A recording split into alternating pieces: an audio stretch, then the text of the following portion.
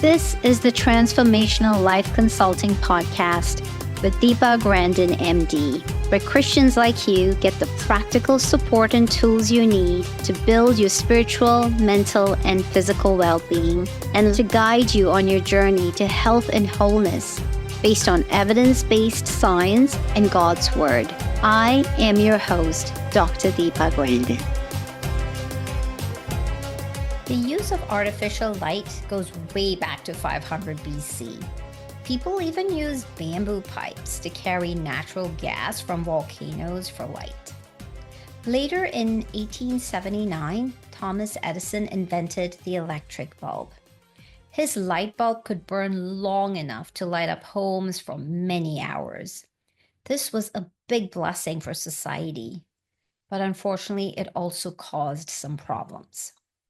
Today, a lot of people use artificial light to stay awake longer or wake up super early to get more work done.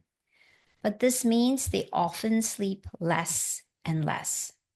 Does this sound like you or someone you know? In today's podcast, I'll talk about some common myths about sleep and what science says about how sleep affects our body and mind. Let's start with one very common belief.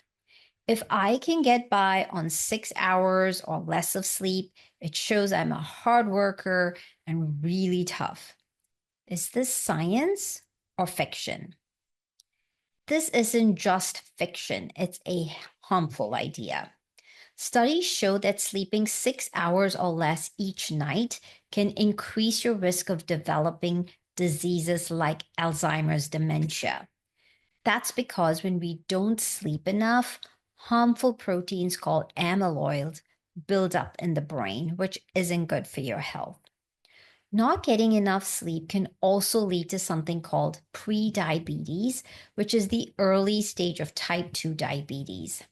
Without enough sleep, your body makes less insulin, which helps control sugar in your blood.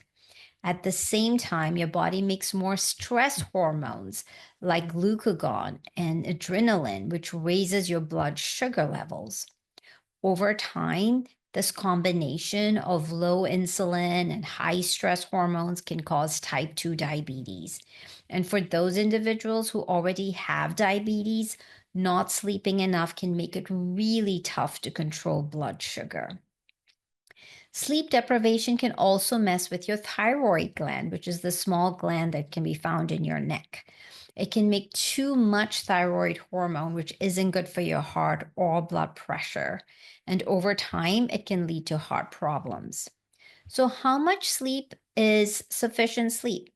Adults need anywhere from 7 to 9 hours each night to stay healthy. How about children? Children need even more sleep than adults. According to the Sleep Foundation, if your child is anywhere from 1 to 2 years of age, in a 24-hour period, they require 11 to 14 hours, including naps. Children 3 to 5 years require 10 to 13 hours, including naps.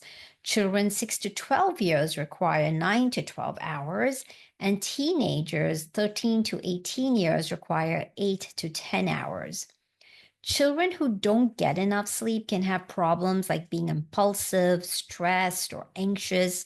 They might also feel depressed, get angry more easily, or have trouble focusing in school. That's why it's super important for children to get enough sleep.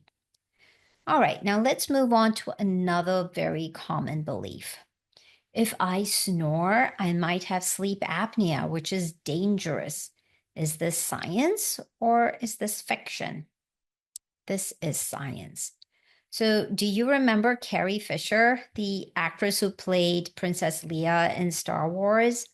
She passed away prematurely at the age of 60 from heart problems caused by severe sleep apnea. I'm only telling you this because when sleep apnea is not diagnosed and properly treated, unfortunately, it can have devastating effects. Sleep apnea happens when something blocks airflow in your throat while you sleep. Not everyone who snores has sleep apnea, but if you have been told you stop breathing while you sleep or you feel very tired during the day, you might have it. Sleep apnea lowers the amount of oxygen in your blood, which is bad for your heart and your brain. People with heart problems like underlying heart disease are especially at high risk of dying from sleep apnea. So the next time someone says sleep like your life depends on it, remember this is a scientific fact. Sleep is super important for staying healthy and happy. So I hope you take your sleep seriously. And until next time, have a great day.